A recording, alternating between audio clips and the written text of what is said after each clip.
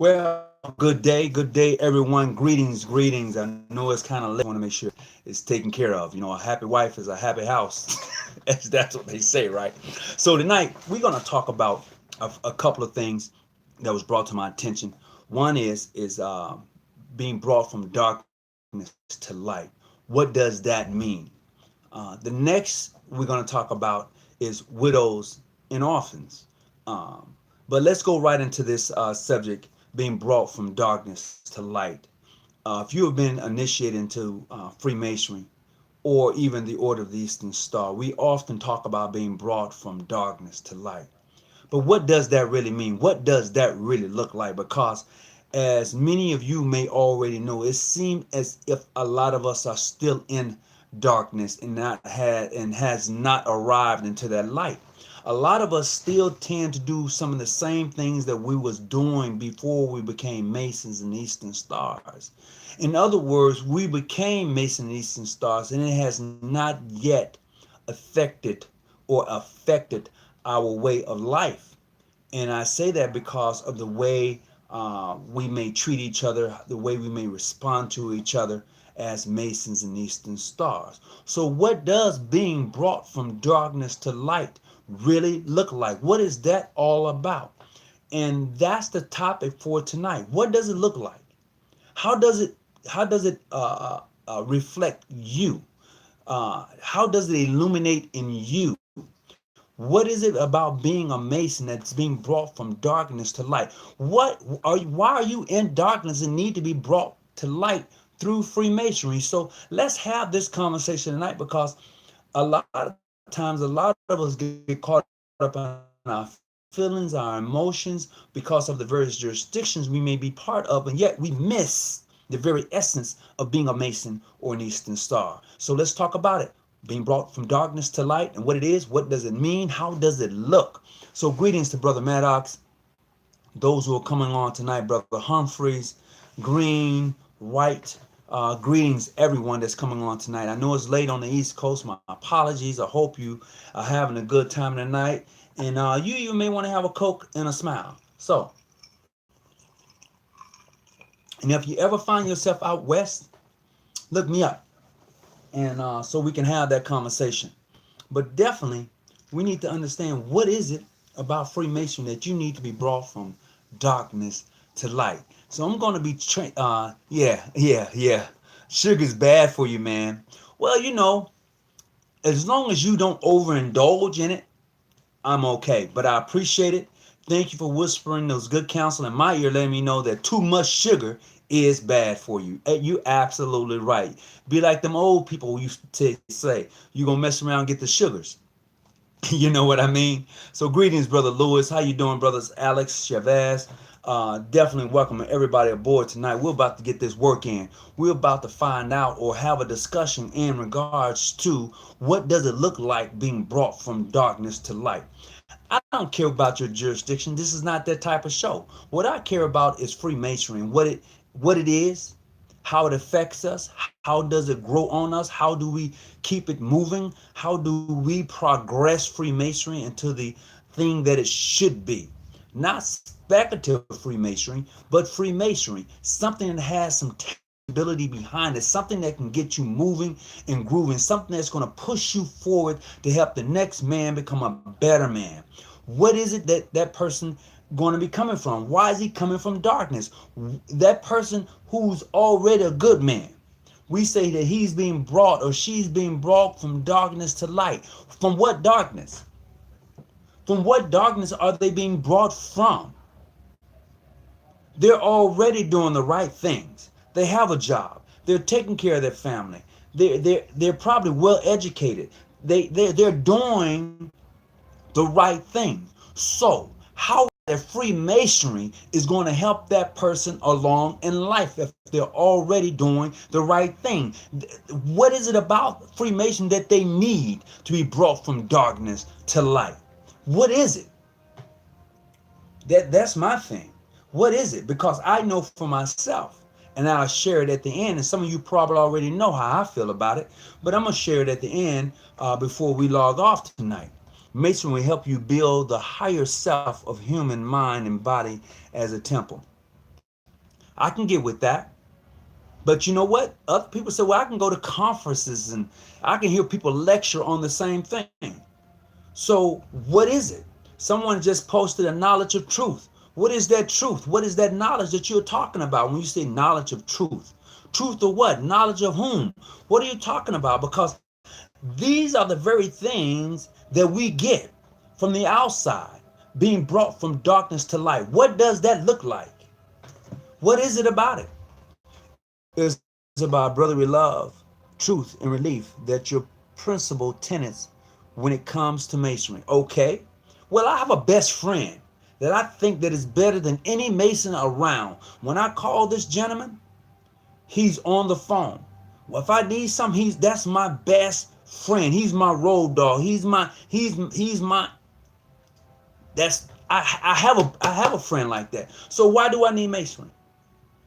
Somebody talk back to me.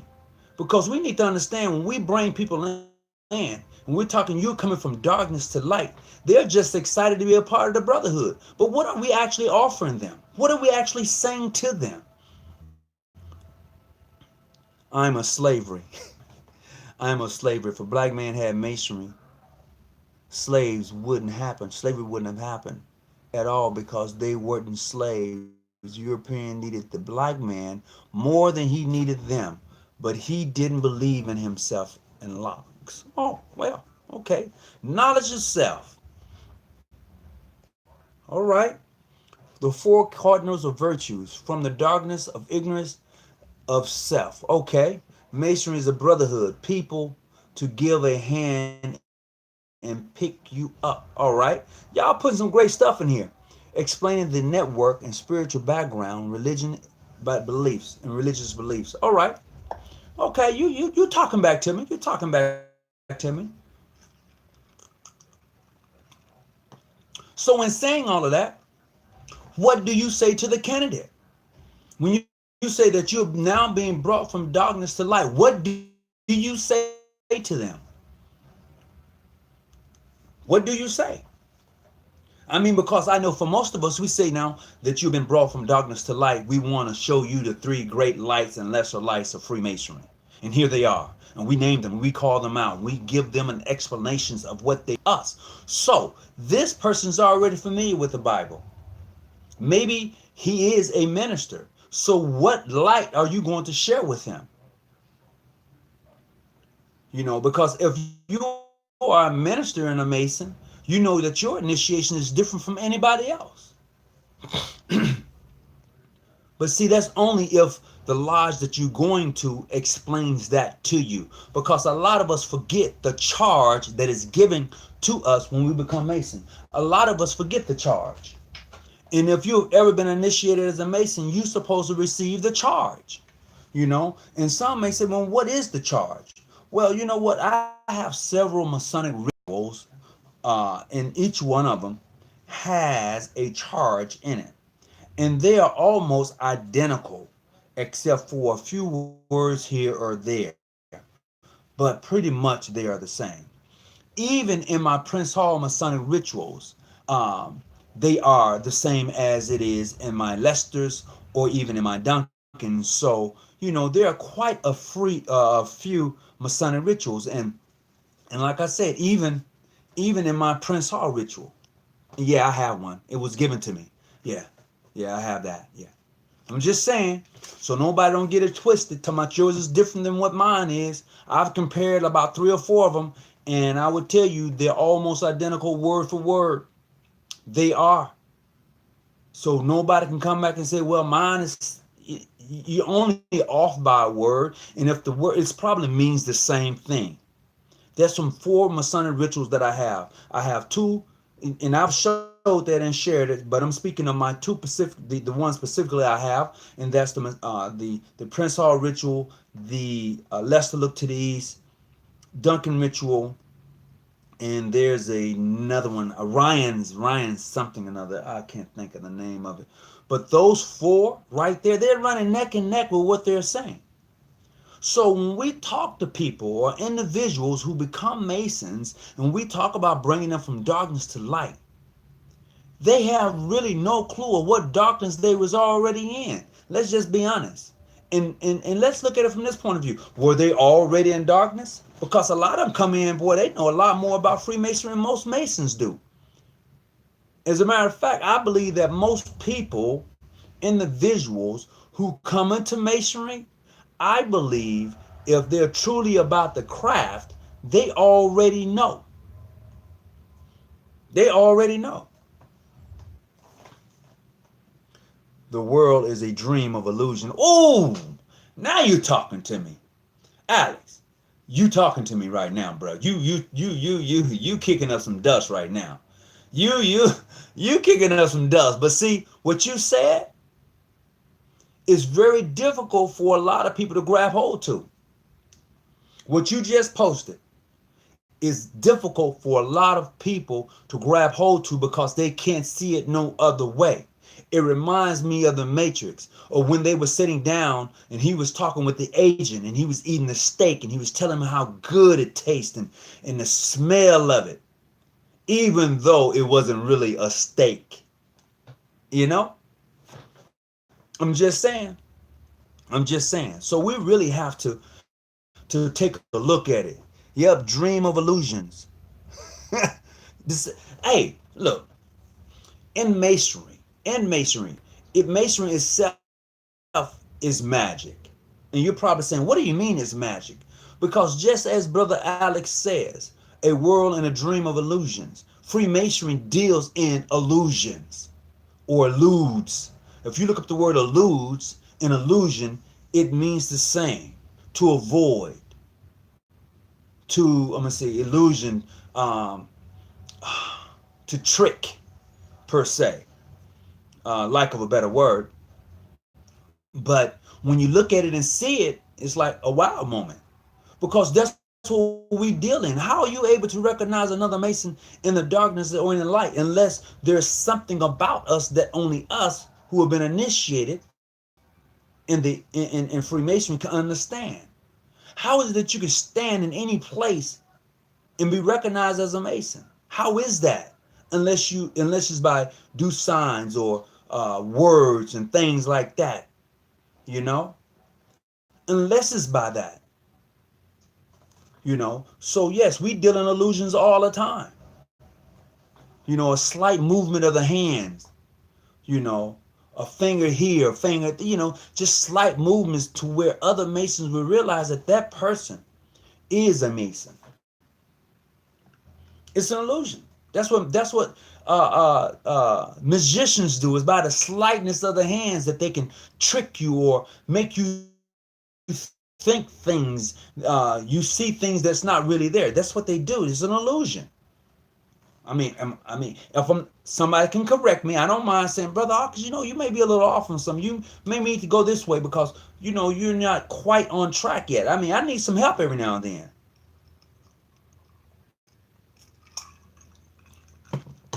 I'm just saying. As they say, H-O-B, help a brother out. Or HBO, I'm sorry, HBO, help a brother out.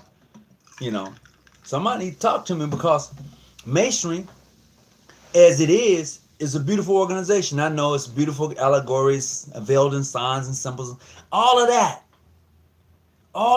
But what are you being brought out of darkness? What is dark about where a person is at in his life right now? What does that darkness really look like? What is it? Were you in darkness before you became a Mason? M-C. Deception. Thank you. Were you in darkness before you became a Mason? And if so, what was you in darkness about?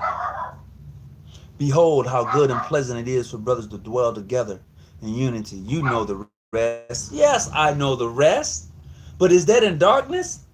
Because we can have a party and fellowship anytime. We can socialize anytime. But what is the darkness that you're being brought out of? Somebody mentioned earlier, it's a dream. And I'm definitely on the dream thing. The darkness is a deception. Man, we lie to ourselves to be in society. Oh, shucks. Boy, you own something. What you drinking tonight, Brother Alex? Talking about me and my soda. What you drinking tonight? Dark equals ignorance. But if a brother is highly educated, if a brother he's of age now, What darkness is he in? He's well off. He's married, kids, car, career, money in the bank. What is he in darkness of? He can help the next person. What is he in need of masonry for? What is he in darkness of? You know, that's the thing. Come on, let's look at this. Let's have this conversation because we bring people in all the time. Brother, we're going to bring you from the darkness to the light. We're going to show you something. What are we showing them? Somebody already posted the answer to me. I've seen the answer posted. I mean, it's right there in your face. I mean, but we do it in a different way. I believe we do. There are other organizations out there that are not Masonic that does the same thing, but we do it in such a mysterious way to people want to become members of Freemason because of the mystery behind the organization itself. So it drives people to want to search out Freemasonry. The darkness is the deception. Man, we lie to ourselves to be in society. Whoa, that's nice. I'm drinking coffee. I hope you don't put too much sugar in that coffee, brother. For real. Greetings, brother, from Nehemiah Lodge, Aromatic Science, number 21, North Carolina. Greetings from North Carolina, my brother. Appreciate you coming on tonight. Thank you for being up. I know it's late on the East Coast there. The darkness is the liar that was in and now nothing. The light seeing, and it makes you look at everything in different manner. We have a lot of lost brothers out here. You know what? The brother from Harem Grand Lodge of Omega, you're right. We do have a lot of lost brothers out here. Omega, Harem Grand Lodge Omega. That Grand Lodge sounds so... Who is your Grandmaster, my brother? Because the name of that Grand Lodge sounds awfully familiar to me. You make me want to look you up. Harem Grand Lodge. Oh, wait. North Carolina? I don't mean to get off topic, but your Grand Lodge, the name sounds awfully familiar to me. But we're going to go on with this. We are Masonry. We are Masons. Masonry. We started it. We showed the mainstream brothers what Masonry was about, and that's a fact. Okay. All right. From Maryland. Okay. Baltimore. All right. Okay. All right. Yeah. Baltimore. Welcome aboard, brother. Welcome aboard. Appreciate you coming on. So, you're saying that we showed the mainstream brothers, or white brother Masons, what Masonry is really all about. I can dig that. I can dig that. But somebody said earlier, and I'm going to agree with them, it is truly about the knowledge of self. Really, in a nutshell, if you really dig deep into Freemasonry, it is about the knowledge of self and a lot more. But let's just deal with self first. See, an individual who's not initiated into the craft, they deal only with society, as someone spoke earlier. They're only dealing with society. But when you come into the craft, when you come into the Order of the Eastern Star, the light is that we're going to show you something that others don't usually point out. Like, take for instance, you can be in any place at any time, standing a certain way, or speaking to someone in another manner, and you would know whether that person is a brother or not. That's one thing. Another thing is that in Freemasonry, in my personal belief and opinion, from what I've read and gathered in my experience in Masonry and being a Mason and really taking it to heart, is that Masonry goes beyond the boundaries of just ordinary friendship. It goes beyond the boundaries of ordinary friendship, because I don't necessarily have to know you personally to reach out and to assist and aid you in your journey. If you are a Mason and you have been initiated, passed, and raised as such, It is my obligation to do the very thing that I said I would do. It is not based upon my jurisdiction that I said I would do these things. It is based upon my obligation and my oath. My oath is to my brothers, my obligation, it is based upon those things that I said I would do. It didn't particularly say what jurisdiction. It goes beyond that. That's why I have several different rituals, just so I can see and know for myself. So when I'm talking to someone, I won't get tied up on based upon what someone has in a ritual, because I know for myself, based upon these rituals that I have, most of them are talking the same thing. So there must be some facts and truth to the ritual itself, because it has not really changed a whole lot. The only ritual that I know that has changed, that is really different than American rituals, is that of England. I was shown one, and it was just different.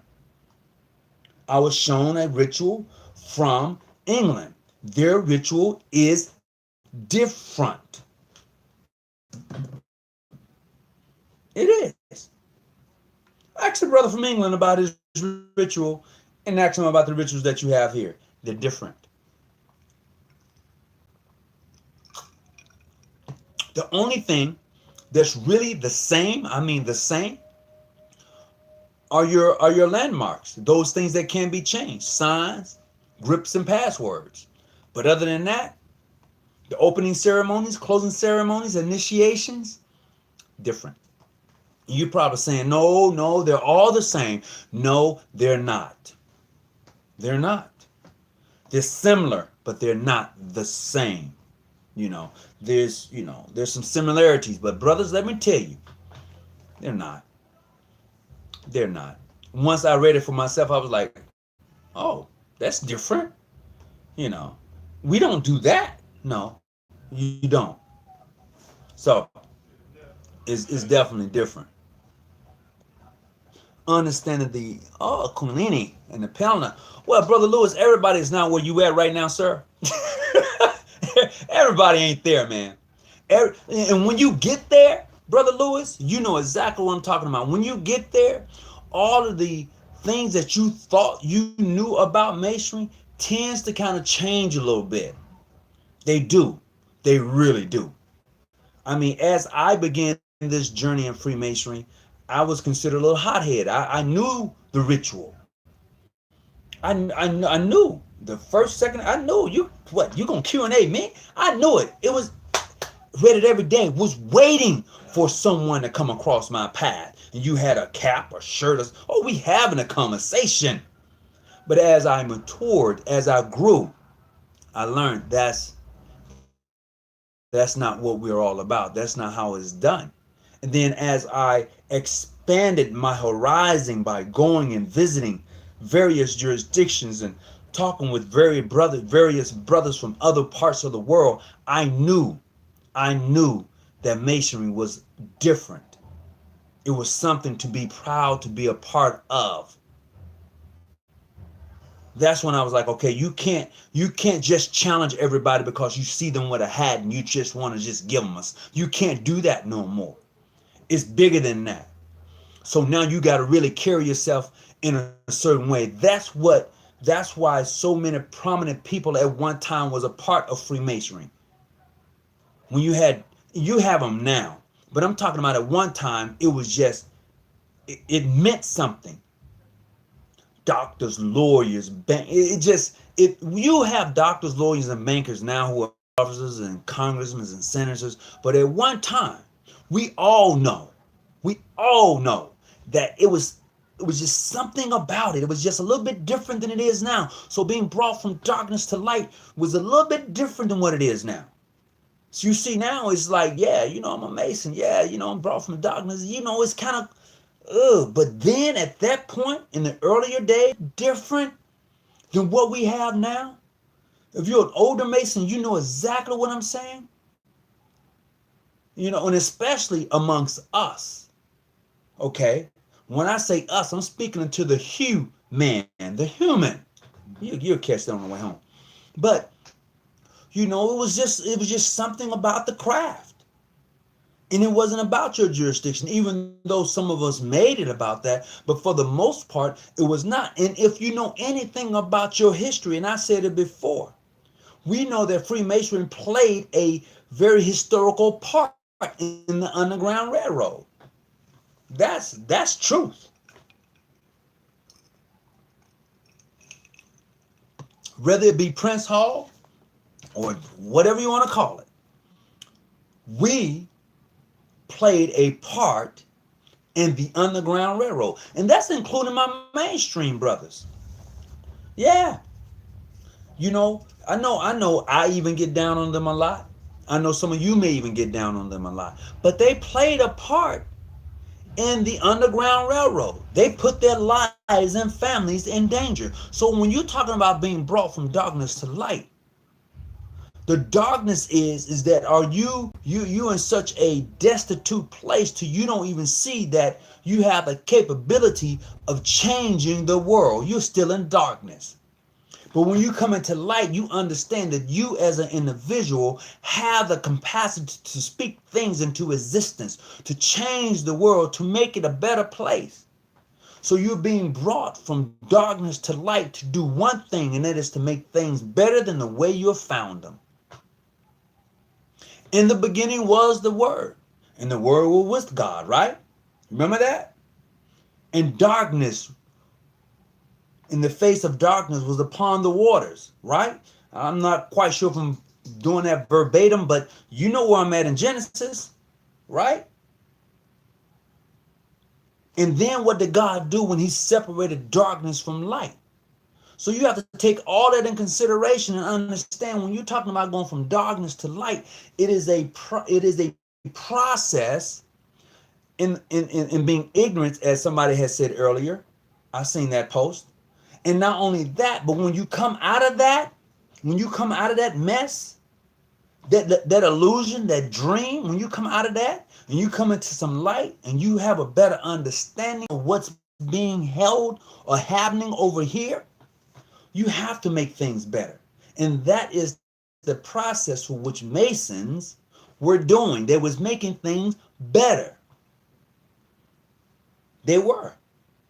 Even during the Civil War, when Masons fought on different sides, we've heard the stories, I've read the stories about Masons would stop fighting and come together, bury that brother, and then go back fighting. Those are stories that was written by those who participated in the war. All right? And even today that happens. And the reason it happens is because even though I'm part of John G. Jones Grand Lodge of California, Ancient Free and Accepted Masons, there are some brothers who are members of the Prince Hall Grand Lodge of California. If they call me, oh, I'm going to see about them. I'm not even asking. I'm going to see about them. Period. It's just who we are with each other. And that to me is the essence in the stone of masonry. When I say stone, that's the hardness of masonry. That's what masonry, that's you take your fist and that's masonry right there.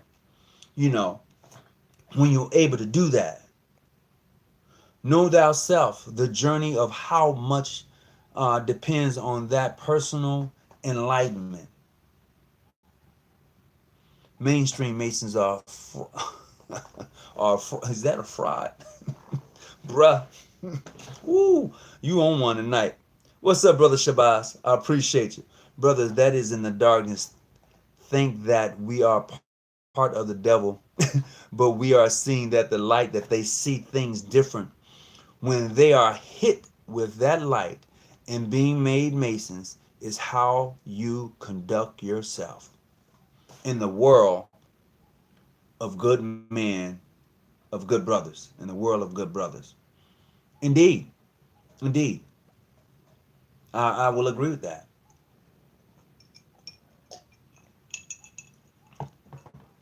Is everyone ready to conduct themselves in such an orderly fashion? Is everybody ready for that? That's another question. Is everybody ready for that? And that can be twofold, because I don't think that everyone is ready for that. Because if everyone was ready for that, we would have more respect for each other. It would be plain as day that we would have more respect for each other if everybody was ready for that. If everybody was truly brought from darkness to light, we wouldn't have as much animosity toward each other in the various jurisdictions. Everybody just isn't ready for it. They just isn't ready. Oh, Brother White, the topic is being brought from darkness to light. Brother White, I appreciate you coming on and thank you. The topic is being brought from darkness to light. How is it that Masonry can bring a person out of darkness into light? What darkness are they coming from? What is this darkness that they're in that they need to be brought into Freemason so they can see the light? What is it? So tonight's topic is that very thing. That thing that we say that we're able to do with any individual. We're able to bring them from darkness to light. We need to show them the light. So what light do we have that they need in order to be better men? If you're talking to a brother who's a Muslim, a Christian, a Buddhist, one that tries to carry himself in such a way that he can benefit and uplift the next person, then what, Mason? What do you have to offer him or even her? What do you got? Because she's already on a road of enlightenment. So what do you have that's going to separate you from anybody else? What is it? Oh, they have a brotherhood. Oh, you talking about being a Muslim? Whether it be in a nation or any place, they have a brotherhood. So what are you talking about? Oh, the Greeks have a brotherhood. Alpha, omegas, betas, and sigmas, and thetas. They have a brother. They have a sorority. So what is it about us that's going to say, brother, to be a Mason is different than anything that you're going to ever experience? What is it to be brought from darkness into light that you're going to say, well, damn, I should have done this a long time ago. Wow, this is different. Wow, oh my. If I could have done, what is it? That's the topic tonight. And all of us have our own opinions about what it is and how we need to get there and all of that. But Masonry has played such an influence in America and around the world. But how has it done that?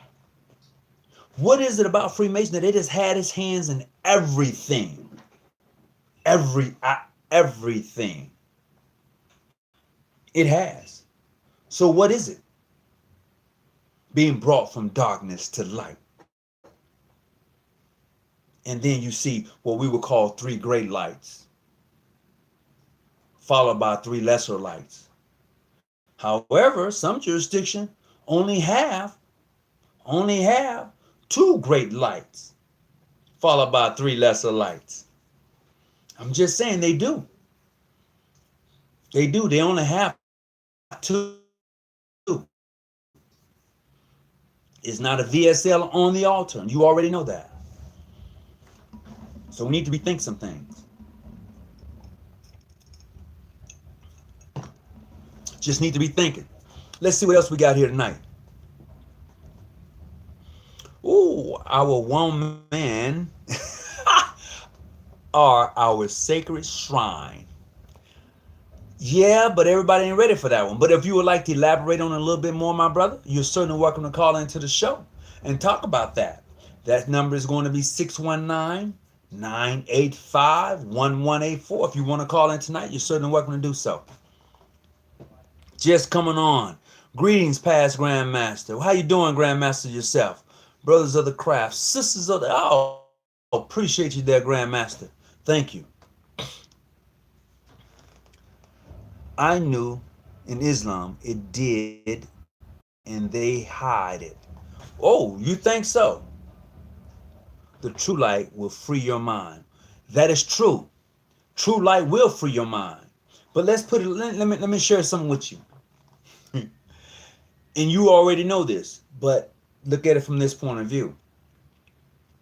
Every known leader deliver a message to the masses, right? When they come into knowledge, when they come into knowledge, they are then snuffed out. Every known leader, when they come into knowledge,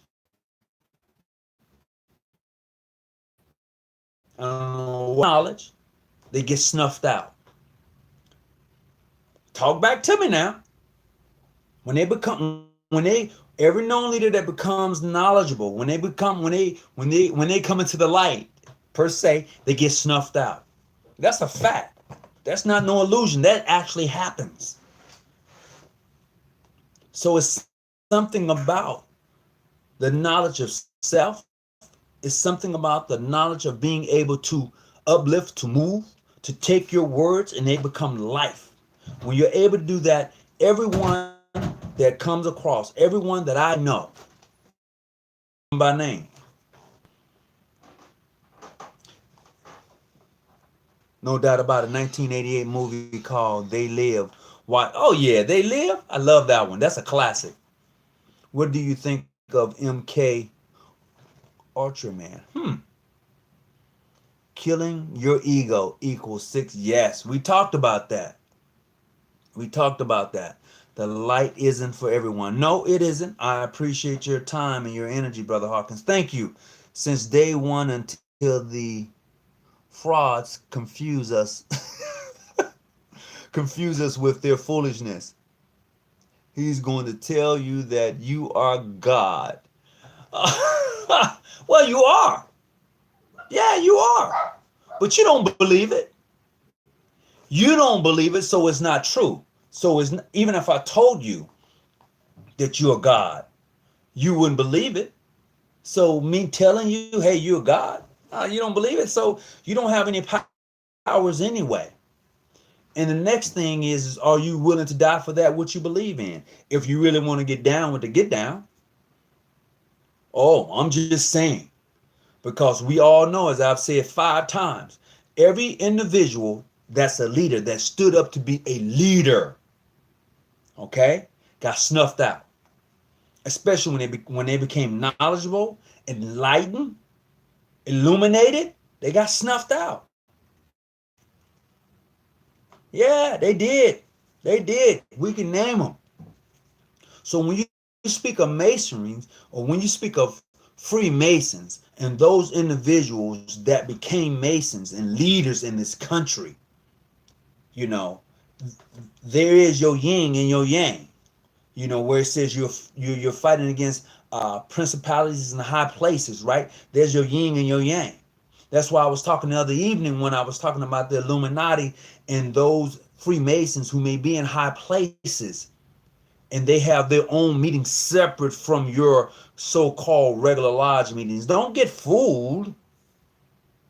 Don't get that twisted. It's stuff that actually happens. Let's just be honest about it. Seeing and learning beyond the veil. Of course, especially if you're in the Royal Arch when you're talking veils. Oh yeah, definitely. Greetings everyone. All right. What a Philip Masonic Lodge from Louisiana. Welcome in the house. We must remain true to ourselves and the craft.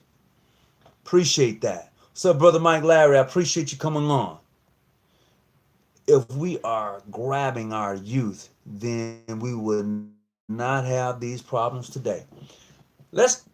Okay, speaking of being brought from darkness to light, in regards to our youth, let's tie that in, since you want to bring in the youth. For one thing, when you say if we was grabbing our youth, we wouldn't have the problems that we have today. Maybe we wouldn't. The process is most of us are scared of our youth. We're scared to say anything to them because we don't want to get put in jail. We don't want to have that stigma. So therefore, we are afraid to even speak to our youth when we know that they're doing wrong. They get on the bus with the foul language. They look at you and still keep cursing. They have no respect for their elder. It is what it is. If a youth had respect for his or her elder, then it would be a little bit different. you probably would be able to grab that person and say, look, brother, let me show you a different way. But when that person has no respect for anything other than the money, I'm just saying. I'm just saying. So you're right to a point when you're talking about grabbing the youth, but in the process of grabbing the youth, we gotta have something tangible. We gotta have something tangible for today's youth. They're nothing like we were. Today's youth is not the youth of the 80s. They're not the youth of the 90s. They're not the youth of they're our kids, most of them. You know? So you have to look at yourself as a parent. What have you done as a parent? It all starts at home. It all starts at home, brothers and sisters. You know, I used to tell my son all the time, just like my mom told me, when you leave this house, you must understand you represent me at all times. You do. And so going back to that God-like factor is because most of us don't believe. You know, if you tell me that you are a child of God, then you must have God attributes. You must have God creativity. But if you tell me that you're God-like and you're a child of God, but you have nothing to show, you have no fruits from your labor, then who you lying to me? You're lying to me. You must be still in some darkness or some stuff because you have nothing to show. And that's the difference when you deal with people on a higher level. When I say on a higher level, I'm talking about those that know of themselves. They know who they are. They know where they're going. Not someone who's fascinated with where they possibly might be going. See, people with a purpose and they know their purpose, they're different than the person who don't know their purpose. So when you're talking about being brought from darkness unto light, you understand your purpose. You know of yourself. You know from which you come. So there's no illusion or tricking about the process of where you're trying to get to. So when you talk about being brought from darkness to light, that's a deep thing. Everybody is not ready for it. Most people would prefer being in darkness. Because when you become enlightened on some things, it's hard to tell the next person. Because they're going to think you crazy. They are.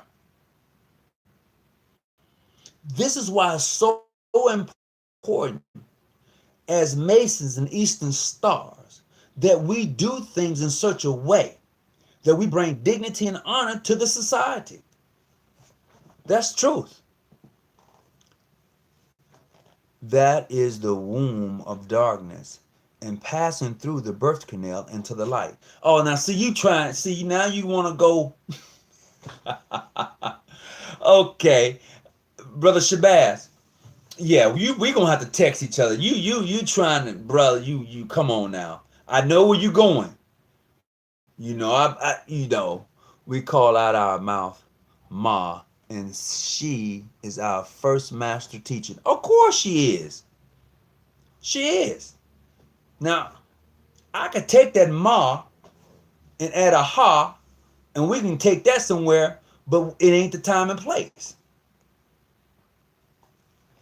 Yeah, they got rid of them because when they was Renaissance awoke, they can't control and enslave you anymore. They don't want Freemasons, S-O-N.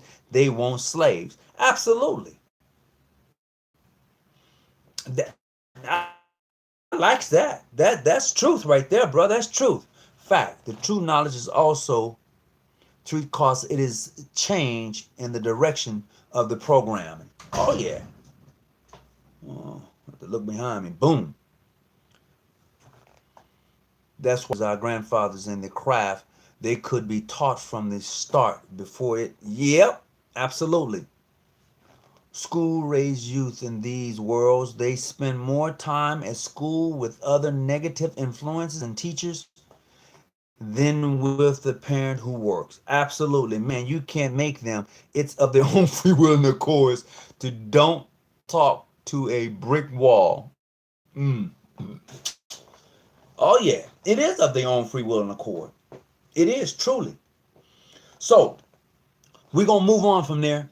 And the next topic that we're gonna talk about is widows and orphans. Widows and orphans. And I say that to say this. I was talking to a sister today who I haven't talked to in almost, I was years. And it was so good to hear her voice. She is a widow.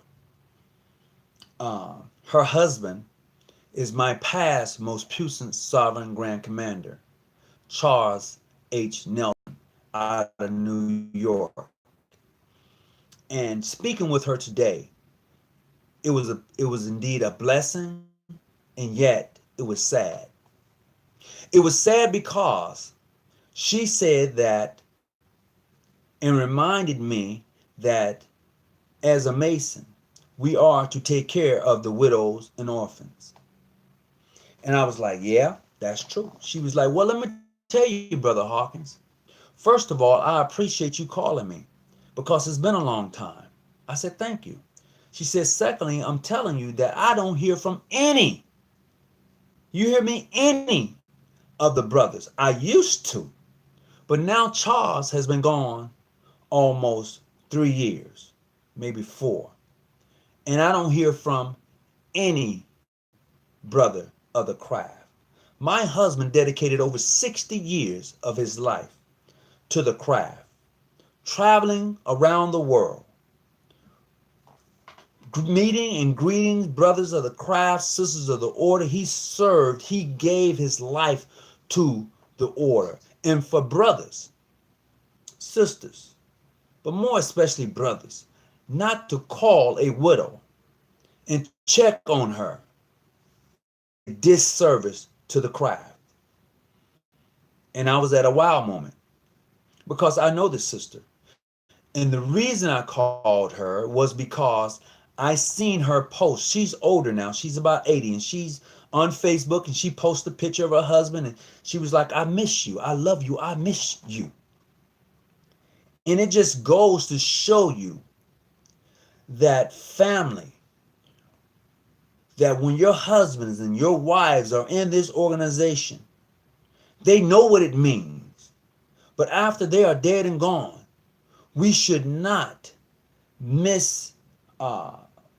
mistreat or kick them to the side. Their husband, the fathers, have dedicated their life to the betterment of this organization. I don't care what your jurisdiction is. They have dedicated, they have put in blood, sweat, and tears, their money and everything to see that their lodge, their chapters, the organization move forward. And when they're gone and you don't pay that widow respect by giving her a simple phone call, does a disservice to the very thing that you say that you love and you enjoy being part of. So this topic is about the widows and orphans. This is why some family members don't even want the Masons or the Eastern Stars at graveside services or even at their church, because they know that their mothers and fathers have dedicated so much time into this organization that they forgot about their family in such a way, and they took from their family in such a way to now that they're dead and gone, you want to show up, but you don't want to. This is the very thing of why some people don't like the Freemasons or the Eastern Stars, because they see the time and energy that their loved ones put into the craft, into the sisterhood, but yet you don't pay that same respect back to the family. This is why most kids, and they know that their fathers are Masons, and most daughters who know that their mothers are Eastern Stars don't even want to have anything to do with the organization, because they see that their parents are putting in this energy, but yet what are you getting out of it? Well, you're traveling all over the world, you're meeting various, what are you getting out of it? Because they need to see it, they need to feel it, they need to understand, why are you so immersed in this organization? And when they can't see it, and when they're dead and gone, laying in a coffin, then what? You just going to forget about the family, right? I'm just saying.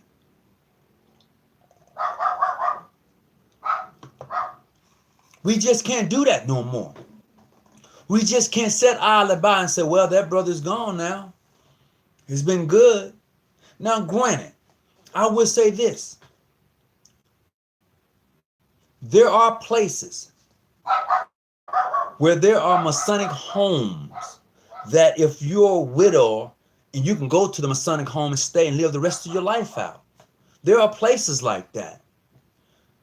I don't know if any that, but I know that they do exist. I do know that. And I do know that several state grand lodges, and you know who they are, have those types of places. That's because they invest in their organization, in their family. They invest in their family. See, we don't necessarily invest in our families like they do. And I'm not mad that they do that. It just shows me the work that needs to be done on this side of the square. That's all that does. And in the process, I need to be able, as a master mason, to do something for their widow and remind her of the fact that her husband was a mason and how dedicated he was to the organization. I need to do, if I can't do that, I need to be able to go by and take her a couple, do something. Don't just walk away. Always remember her. Always remember the widows and the orphans. We just got to stop walking away from the families. So tonight I've switched the gears and talking about the widows because that was the second topic tonight. The first topic was in regards to being brought from darkness to light. The second topic is that of the widows and orphans.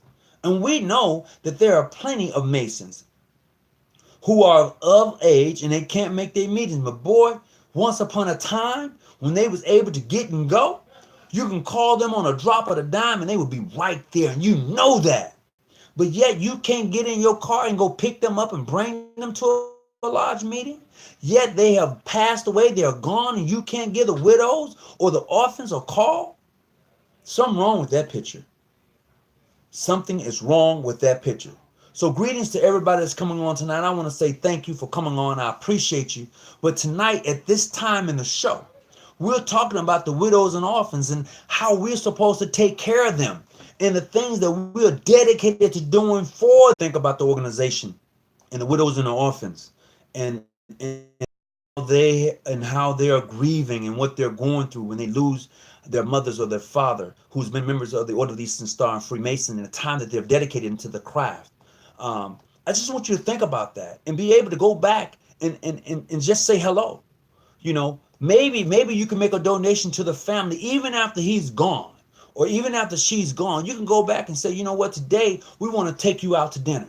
Today we want to send someone to pick you up. Today here's a some roses, a bouquet of roses for you.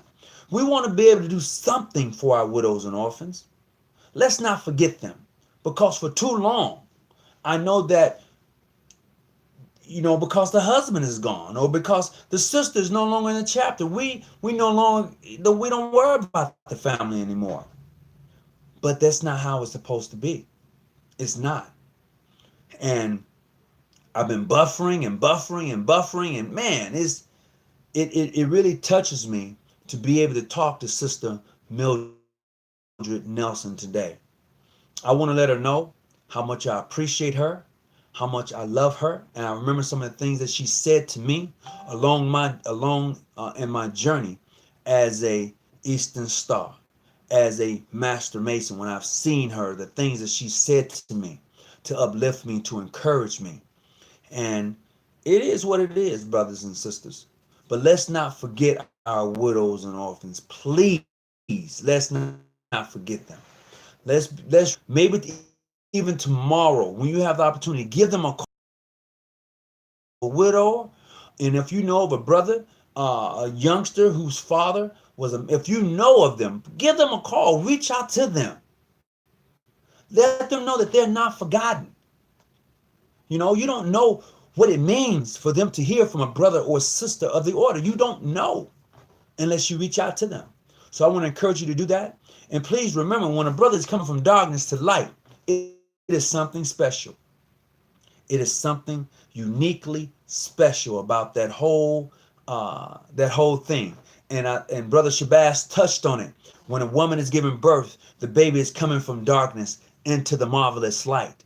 And when he or she gets here, they're here with a purpose. We should not let them forget their purpose. We shouldn't. You may be wondering, what is their purpose? Their purpose is the way you find things. When you leave, it should be a little bit better. Even if it's in your family, wherever you're at, whatever circle you're in life, when you leave here, that circle, that group of people, friends, should be a little bit better because of you. You should leave the footprints. Your footprints should be left in their life. You know, when somebody passes away and you say, man, he took a piece of me with him. It's only saying that that person left his footprints, his impressions upon you. That's why you miss them so much. That's why you feel the way you feel. It's because of the impressions that they left upon you. That's the purpose. To be brought from darkness to light. So, as I can all the time, the buffering was killing me. Thank God every widow I know is independent. What if you're not capable yourself? Brother, giving somebody a phone call, telling them hello, good morning, taking them some roses or taking them a couple of dollars, that's nothing, but it means so much to them. So to say that you're not capable because you're not willing to do it. That's why you're not capable. Come on now. Stop making excuses. My mom told me I tried crawling back. You don't want to come into the light. Back into the darkness. In Grand Lodges of female Masons in Berlin received corporations from the government in a fort. Really? William Hodges. We're going to have a conversation about that. That's interesting. Really? I already knew what time it was. All right. Well, man. Brother Williams, that may be a topic for another show.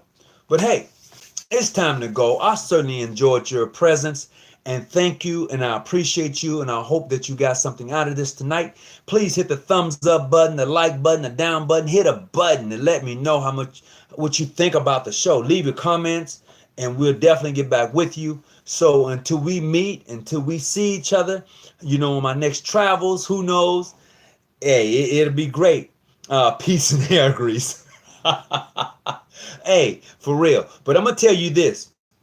Somebody asked me this question, and this has nothing to do with my Grand Lodge or my affiliation with thereof. So they asked me if I was down with ADOS, African Descendants of Slaves. And I'm like, yes, I am down with African Descendants of Slaves, because it is what it is. So let's not get it twisted. So I'm going to go, and I certainly appreciate everyone for coming in. And if you caught the tail end of the show, please go back and rewatch it and hit the thumbs up button, hit a like, whatever. But whatever you do, let's do that. And please always keep your family first, God, and keep moving and helping to build up the next man, next woman. Peace and be well. And whatever you do, always stay out the bushes and keep your light on. I'm out.